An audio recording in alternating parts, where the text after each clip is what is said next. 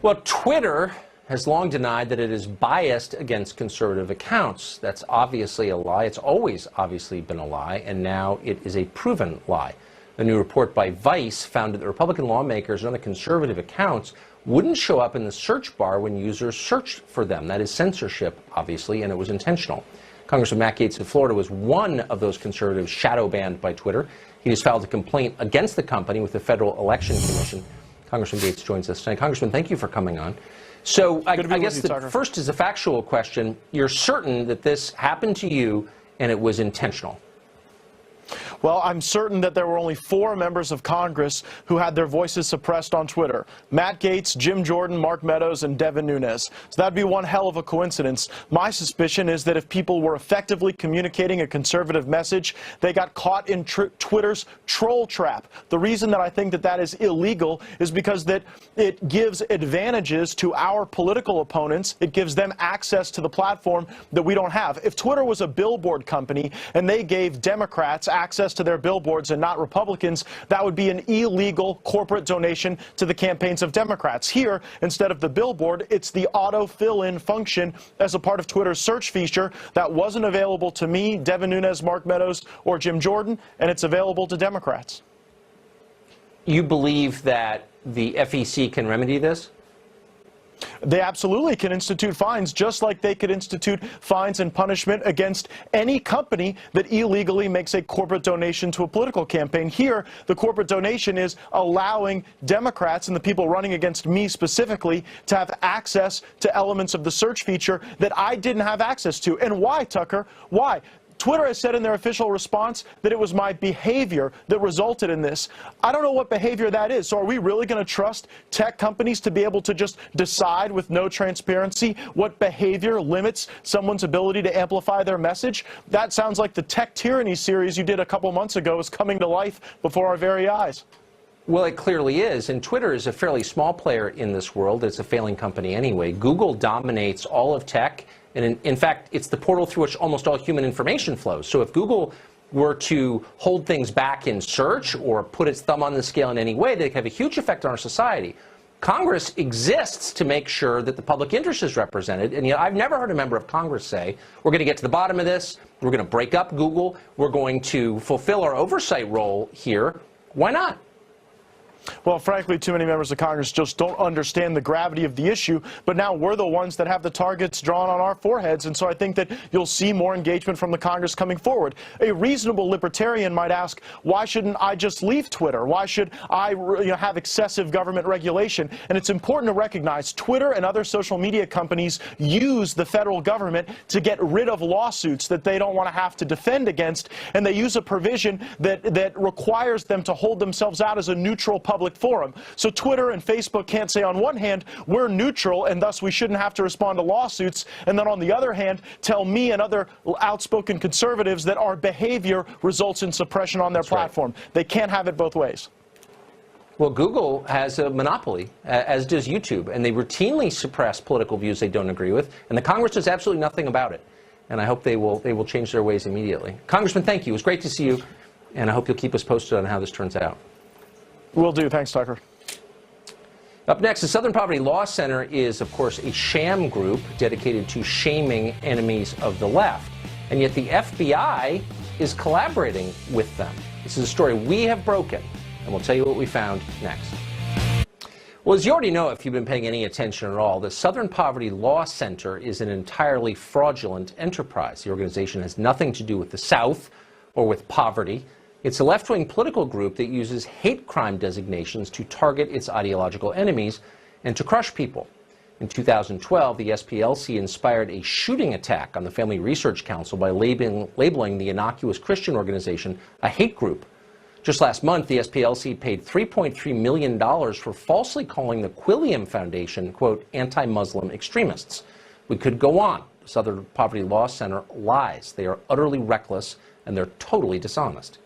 With that in mind, it was shocking to discover, as jaded as we are, and this show has discovered it exclusively, that the FBI has a long history of collaborating with the Southern Poverty Law Center. In 2009, for example, the FBI called the SPLC, quote, a well-known, established, and credible organization that monitors domestic terrorism in the U.S. The SPLC repeatedly has been allowed to brief FBI personnel on alleged terror threats to this country. Disturbingly, though, this relationship is ongoing, if you can believe it. Despite multiple requests from this program, the FBI has refused to describe the extent of its collaboration with the SPLC, we've asked repeatedly, or even to explain why it continues to work with a group like that. Instead, we've received meaningless and mindless boilerplate statements like this one, quote, "For many years, the FBI has engaged with various organizations, both formally and informally. Such outreach is a critical component of the FBI's mission, and we welcome information from these organizations on any possible violation of civil rights, hate crimes, or other potential crimes or threats. We do, however, evaluate our relationships with these groups as necessary to ensure the appropriateness of any interaction." Again, mindless pap that does not answer the question. We can report tonight that Congressman Matt Gaetz of Florida has sent a letter to FBI leadership asking them to explain their relationship with the SPLC, which is obviously very troubling, to put it mildly. Then tonight, the DOJ gave us another statement. This one said, quote, "The Attorney General has directed the FBI to reevaluate their relationships with groups like this, the SPLC, to ensure the FBI does not partner with any group that discriminates," end quote, as the SPLC certainly does. Maajid Nawaz is the founder of Quilliam. He just received that settlement we mentioned from the SP after they libeled him as an extremist. He's also the author of a tremendous book called Radical: My Journey Out of Islamist Extremism. Maajid Nawaz joins us tonight. Thanks very much for coming on. So it was partly from watching what they did to you that had us asking the question, well, you know, to what extent are they involved with the federal government? And we discovered this. But tell our viewers who maybe haven't followed this as closely your experience with the SPLC. Well, it's curious and fascinating at the same time because I have been born and raised a Muslim. I spent my teenage years, in fact, with an Islamist organization seeking to enforce Sharia law in Muslim-majority societies because I got radicalized. I ended up as a political prisoner in Egypt for my beliefs, and it was in jail that I reformed my views and came out vowing to challenge Islamist extremism and founded Quilliam in 2008 and have been doing so now for 10 years. And the Southern Poverty Law Center decided to compile a list of what they deemed as anti-Muslim extremists, and the oddity, the sheer oddity of placing a Muslim on a list of anti-Muslim extremists is what led me to then say, I need justice in this case, because my entire life, Tucker, has been defined by my struggle, and I got it wrong initially. I've been open about that. I wrote about it in my book. My struggle to find a place for Muslims in the West that is at home with the West. And so to undermine my entire life's work by placing me on a list of anti-Muslim extremists, I found a step too far, and that's why I went to lawyers and got advice, and it's why we took the action we did. And I can say, as someone who's interviewed scores of people like you, I think you are one of the most restrained and thoughtful and reasonable people on this topic I've ever interviewed. So to call you an extremist is very odd and dishonest. So what effect did it have on you? Once a group like this defines you as an extremist, I mean, that's got to hurt your foundation, I would think.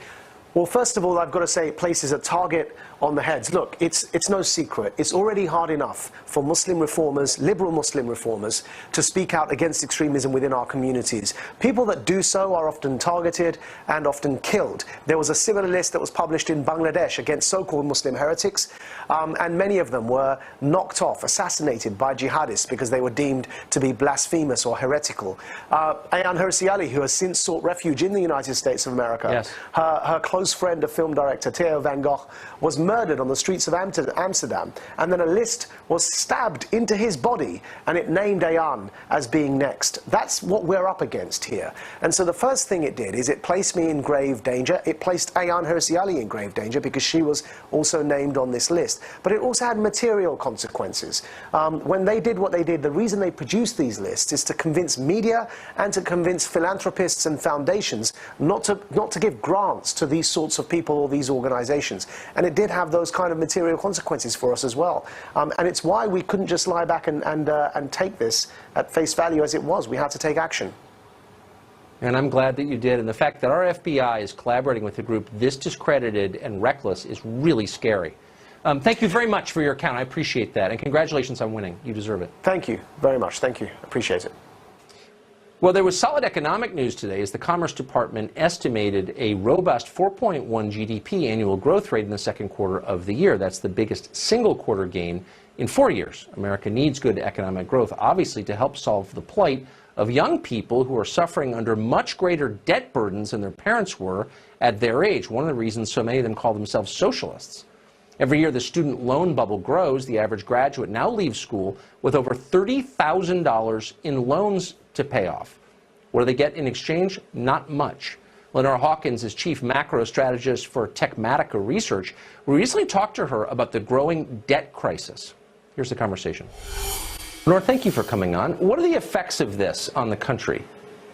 Well, one of the things this is doing is within the housing market, it's delaying the purchase of the first home an average of 7 years.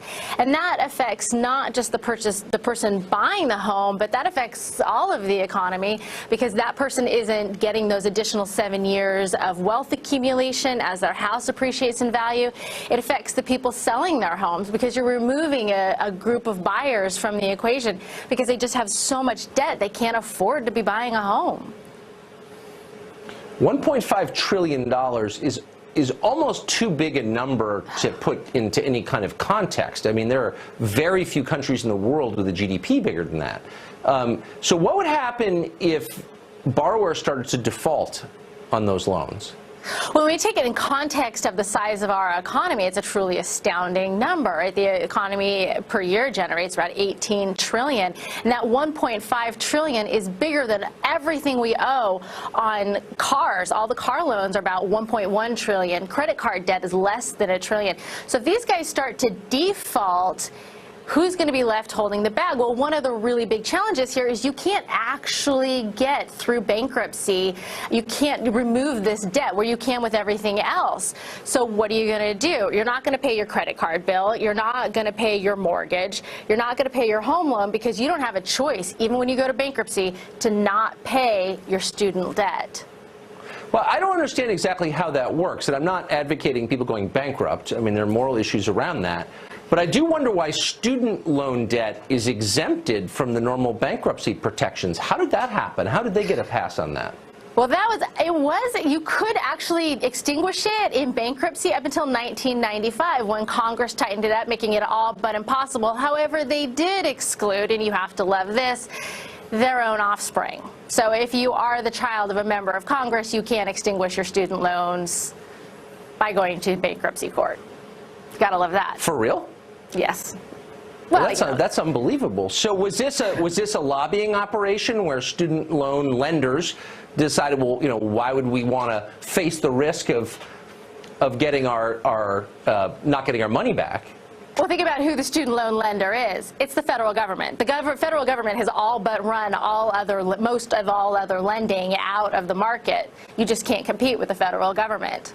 And you see what the result of that is. This is very like what we saw with subprime housing, right? With the subprime housing crisis, what you saw was the government deciding that more and more people ought to own homes. So they made it easier and easier to borrow money. They kept lowering the bar so that more people would borrow money. What did that do? Well, that made the housing market shoot for the moon because more people could buy homes. Well, they've done the same thing here with education. Want more and more people to get education, which is all really good.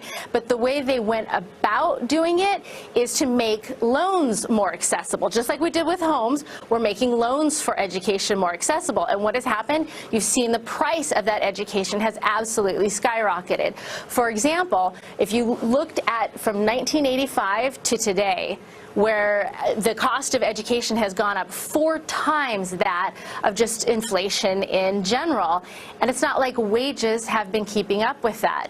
In 1971, the cost of 1 year of education at college cost about little less than half of what the average guy can make in a year. Today, it's just shy of 2 years' worth. That's unbelievable. Meanwhile, the quality of college education has plummeted. The meaning of a degree has basically evaporated. This is a scam, and I appreciate your calling it to the attention of our viewers. Thanks a lot, Lenore Hawkins. Thank you, Tucker. One university is cracking down on the phrase, "as you know." Doesn't seem offensive, but this college says it is indeed offensive to students. You may be confused But Liberal Sherpa Kathy Uru understands exactly why that's a good idea, and she'll tell us next.